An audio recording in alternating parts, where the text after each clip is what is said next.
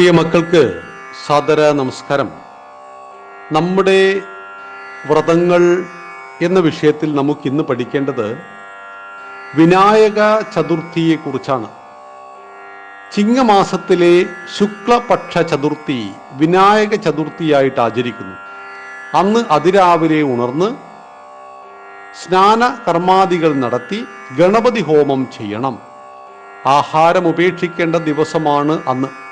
ക്ഷേത്രത്തിൽ തന്നെ കഴിച്ചുകൂട്ടുന്നത് ഉത്തമം. ഗണപതിയുടെ സ്തോത്രങ്ങൾ ഉരുവിടുന്നത് പഠിക്കണം. വിനായക ചതുർത്ഥി ദിവസം ചന്ദ്രനെ കാണരുത് എന്ന് വിശ്വാസം. കാണുന്ന പക്ഷം അപമാനം, മൗഢ്യം എന്നിവയാണ് ഫലം. ഇതിനെപ്പറ്റി ഒരു ഐതിഹ്യം നിലവിലുണ്ട്. ഭക്തജനങ്ങൾ നൽകിയ മോദകം, അതായത് കുഴക്കട്ട, അരിയുടെ അതിനാണല്ലോ നമ്മൾ കുഴക്കട്ട എന്ന് പറയുന്നത്, ധാരാളമായി ഭക്ഷിച്ച് തൻ്റെ വാഹനമായ എലിയുടെ പുറത്ത് കയറി ഗണപതി വാസസ്ഥലത്തേക്ക് പോവുകയായിരുന്നു. വഴിക്കൊരു പാമ്പിനെ കണ്ടതിനാൽ മൂഷികൻ ഭയന്ന് വിറക്കാൻ തുടങ്ങി.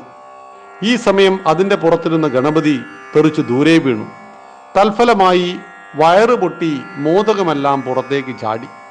ഉടനെ ഗണപതി വെളിയിൽ ചാടിയ സാധനങ്ങളെല്ലാം വയറ്റിൽ കുത്തിത്തിരികിയ ശേഷം ആ പാമ്പിനെ പിടിച്ച് വള്ളി എന്ന വണ്ണം ബലമായി കെട്ടിവെച്ചു. ഇതെല്ലാം കണ്ടുകൊണ്ട് ആകാശത്ത് നിന്നിരുന്ന ചന്ദ്രൻ പരിഹാസത്തോടെ ചിരിച്ചു. ഇതിൽ കുപിതനായ ഗണപതി ചന്ദ്രനെ ഇപ്രകാരം ശപിച്ചു: ഗണേശ പൂജാ ദിവസം നിന്നെ ആരും നോക്കാതെ പോകട്ടെ എന്ന്. ഇതാണ് അതിൻ്റെ ഐതിഹ്യം. പിറ്റേ ദിവസം കുളിച്ച് ഗണപതിക്ക് ഉണ്ണിയപ്പം നിവേദിക്കുന്നത് ഉത്തമമാണ്. കേതു ദശയുള്ളവർ ദോഷപരിഹാരമാർത്ഥം ഗണപതിയെ ഉപാസിക്കുന്നത് നന്നായിരിക്കും. മക്കളെല്ലാവരും വിഘ്നേശ്വരനായ ഗണപതിയെ കുറിച്ച് കേട്ടിട്ടുണ്ടല്ലോ. സകല വിഘ്നങ്ങളെയും തടസ്സങ്ങളെയും അകറ്റുന്ന ദേവൻ വിഘ്നേശ്വരൻ പാർവതി പരമേശ്വരന്മാരുടെ പുത്രനാണ്. അപ്പം ഗണപതി ഹോമം ഇതെല്ലാം നമ്മുടെ ദൈനംദിന ജീവിതത്തിൻ്റെ ഭാഗമാണ്. അപ്പം മക്കൾ ഗണപതി ഹോമം ചെയ്യുന്നത് പഠിക്കണം. വളരെ നിസ്സാരമായിട്ട് ഇതെല്ലാം നമുക്ക് മനസ്സ് വെച്ചാൽ പഠിക്കാവുന്നതേ ഉള്ളൂ. അപ്പം വിഘ്നേശ്വരനെ, ഗണപതിയെ ഉപാസിച്ചുകൊണ്ട് ഒരു ദിവസം തുടങ്ങിയാൽ നമ്മുടെ ജീവിതത്തിൽ തടസ്സങ്ങളൊന്നും ഉണ്ടാവില്ല എന്ന് നാം വിശ്വസിക്കുകയാണ്. അപ്പം പരീക്ഷയ്ക്ക് പോകുമ്പോൾ തടസ്സങ്ങൾ എന്താണ്? പരീക്ഷയുടെ തടസ്സങ്ങൾ ഉത്തരം അറിയില്ല എന്നുള്ളതാണ്.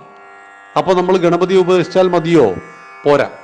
ഗണപതിയെയും സരസ്വതിയെയും ഒക്കെ ഉപാസിക്കുമ്പോൾ നമ്മുടെ ബുദ്ധി തെളിയും, വേഗം പഠിക്കാൻ പറ്റും, പഠിച്ച കാര്യങ്ങൾ ഓർമ്മയിൽ കിട്ടും. അതാണ് താൻ പാതി ദൈവം പാതി എന്നാണ്. നമ്മൾ പരീക്ഷയുടെ തലേ ദിവസം വരെ ഗെയിം കളിച്ചിരുന്നു. പരീക്ഷ വന്നു, ക്വസ്റ്റ്യൻ പേപ്പർ നോക്കിയാൽ നമുക്ക് ഉത്തരം എഴുതാൻ പറ്റുമോ? പറ്റില്ല. താൻ പാതി, താൻ പഠിക്കേണ്ടത് താൻ കൃത്യമായി ചെയ്യണം. അവനവൻ്റെ ഭാഗത്തുനിന്ന് എന്താണോ ചെയ്യേണ്ടത് അത് കൃത്യമായിട്ട് ചെയ്താൽ ബാക്കി ഭഗവാന്റെ അനുഗ്രഹവും ഉണ്ടാവും എന്നാണ് നമ്മളെ ആചാര്യന്മാർ പഠിപ്പിക്കുന്നത്. അതുകൊണ്ട് നമ്മുടെ വ്രതങ്ങളിൽ നമ്മൾ ഇന്ന് പഠിച്ചത് വിനായക ചതുർത്ഥി. മക്കളൊരു കാര്യം ഓർക്കണം, ഹിന്ദുക്കളായ നമുക്ക് എത്രയെത്ര വ്രതങ്ങളാണുള്ളത്.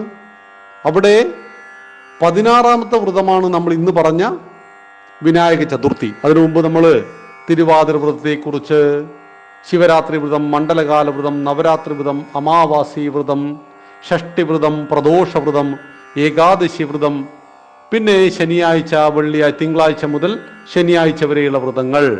അങ്ങനെ ഹിന്ദുവിന് എത്രയെത്ര വ്രതങ്ങളാണ് ഉള്ളത്. എന്നിട്ട് നമ്മുടെ നാട്ടിലെ സാമാന്യ ഹിന്ദുക്കൾ ചോദിക്കാറുണ്ട്, ഈ ഹിന്ദുവിന് എന്ത് വ്രതമാണുള്ളത് എന്ന്. എന്നിട്ട് പോയിട്ട് അവർ റംസാൻ വ്രതമൊക്കെ എടുക്കുന്നത് കാണാം. അപ്പോൾ റംസാൻ വ്രതം എടുക്കേണ്ടത് ഇസ്ലാം മത വിശ്വാസികളാണ്, അവർക്കുള്ളതാണത്. നമ്മൾ ഈ പറഞ്ഞ ഇതിലെല്ലാ വ്രതവും എടുക്കാം. ഇനി ഇഷ്ടപ്പെട്ട വ്രതം എടുക്കാം. ശിവരാത്രിയിൽ ശിവന്റെ വ്രതം എടുക്കാം, തിരുവാതിര വ്രതം എടുക്കാം, വിനായക ചതുർത്ഥി ചിങ്ങമാസം വരാൻ പോകുന്നു, ആ വ്രതം നമുക്ക് എടുക്കാം. അങ്ങനെ എല്ലാ മാസവും എല്ലാ ദിവസവും വ്രതമുള്ളവരാണ് ഹിന്ദുക്കൾ. അത്ര വലിയ വ്രതങ്ങളും മഹത്തായ കർമ്മപദ്ധതികളും മറ്റൊരു മതത്തിനുമില്ല എന്ന് മക്കൾ സാദരം മനസ്സിലാക്കണം. എല്ലാവർക്കും എല്ലാ നന്മകളും നേരുന്നു. നന്ദി, നമസ്കാരം. വന്ദേ മാതരം.